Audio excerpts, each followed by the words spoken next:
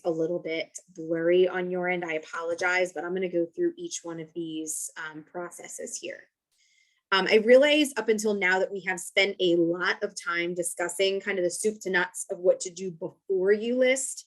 It is important, though, that we spend a lot of time on that because honestly, they're your action items. So you as the homeowner needs to understand everything that leads up to this moment because you're the ones that are going to be implementing it. So once you've taken all that advice, you find a listing agent, you ask them those questions, you interview them, you get a list of things that you should not do. Basically, once all of those steps are completed, you follow that advice. Now you're ready to list. Well, that's when the listing agent steps up to the plate. They do the heavy lifting from this point on. So basically here, you'll see step 1 and 2. 1 is a little bit the homeowner, but everything else is going to fall on the listing agent's shoulders. So it's not much for you to do. It's just important that you know what to expect once you're ready to hit the market. And one last caveat before I go through each of these, this is an overview of my process. The details of these may vary from listing agent to listing agent, but overall is, the purpose of this is so you understand the process and the flow, no matter who you work with. So, as I said, we spent a lot of time on the pre-listing process, what to do, how to prepare, all of that. So step 1 essentially starts at the listing presentation.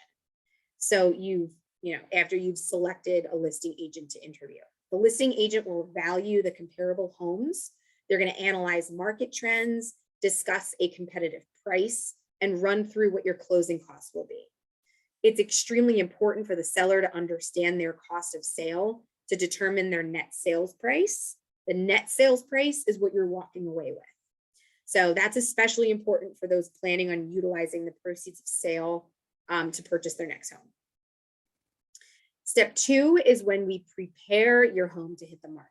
So we're implementing marketing strategies, staging recommendations, scheduling the professional photographer if the listing agent that you choose does that.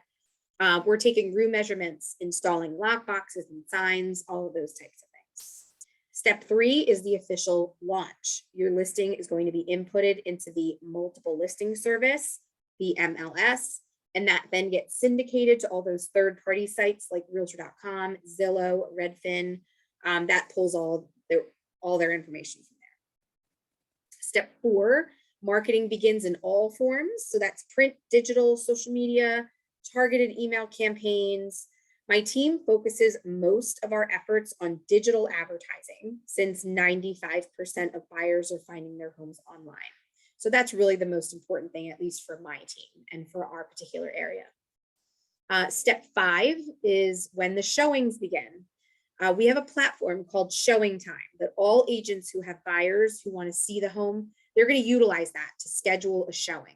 So the listing agent is not going to be present for every showing, but the agents who are representing the buyers are going to be present. So you're not just opening your door to the buyers alone. The buyer's agent will always accommodate them. They're going to be the ones to schedule the showing through the service. So you as the seller will be able to confirm, reject, or suggest another time. Immediately after the buyer's agent shows the home, we send them a feedback form to see what their clients thought of the property. So any feedback that we receive, we immediately share with the seller. I will also host an open house for buyers who either aren't able to see it with their agents or buyers who maybe don't have an agent yet. So some agents give pushback on the idea of the open house. Honestly, mostly my experience, the biggest objection is because they don't want nosy neighbors walking through their home. I do appreciate that concern. However, in my opinion, the reward far outweighs the risk. In the last year, I've noticed a big difference of competitive offers for the homes that I did an open house for versus the ones that I did not. It not only allows more people to see it, but it creates that buzz. Remember the example that I gave earlier about how that buyer thought that there was going to be a lot of offers because the open house was really busy. But in reality, since it needed a lot of work and it was a little bit overpriced, he made a super strong offer anyway. Step 6, we are going to update the client. So again, in this market, since the days from step 3 till step 7 are really only about 3 to 5, the update is typically just a recap of showing feedback and what offers have already come in. In a more balanced market, if we are 2 weeks on the market, then we usually will schedule a call to discuss the client reports, the feedback we've received, the listing statistics, and potentially a price assessment based on, what we're seeing. Step 7 is negotiate.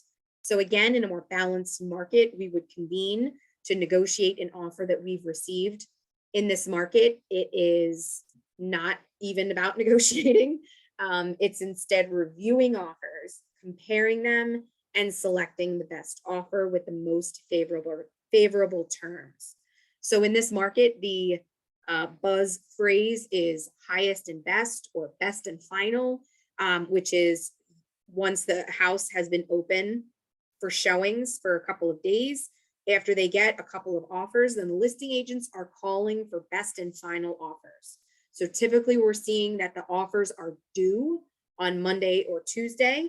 And so then they meet with their seller and go through each one of those offers. So step 7 is negotiate, but in this market, it's more, that's when we convene to discuss those offers after the best and final is completed. Step 8 is escrow. Once we have accepted the best offer, we are going to sign an agreement of sale. And that's the legally binding contract that is then signed by all parties. So there's a 3-day attorney review period once we have that fully executed contract. That is not a typical thing in outside of New Jersey. That is a very New Jersey specific process. North Jersey attorneys are used just about every time. In South Jersey, it's honestly more like 30% of my deals have attorneys involved. It is not a requirement. Typically, buyers and sellers will review the contract, be comfortable with the terms and everything that it says. It's easy to read and understand. And so they feel comfortable moving forward without an attorney. But either way, there is that 3-day attorney review period that if there's no attorneys, it simply comes and goes. So all parties do have the right to have it reviewed by an attorney. And if you do decide to do that, I have recommendations of attorneys that I work with. Otherwise, after the 3rd day, the home inspection period begins. The buyers will let us know when they would like to bring in their home inspector to perform their preferred inspections. They have a time frame to do that in, and that is 14 days to get their inspections done, and then give a list of repairs to us at the seller, if any. In this market, a very common thing that's happening is the buyers are offering to waive the first certain amount of money in inspection repairs. So we'll get an offer with a term that says buyers agree to waive the first $5,000 of inspection repairs, which means they're only going to ask you to repair something in excess that costs in excess of $5,000. So it protects you from being nitpicked. Oh, there's a GFI that's not installed. They're not asking for that. That's not $5,000. But it protects the seller if there's some major HVAC failure, if the roof is failing, if the structure is failing, if there's something major that's going to cost $5,000 or more. Obviously, the buyer is going to then ask the seller to address it. But if not, then there's not going to be any requests for repairs. They're just going to take it as is. So negotiations, if there is a list of repairs, then negotiations will ensue at that point until we come to a meeting of the minds.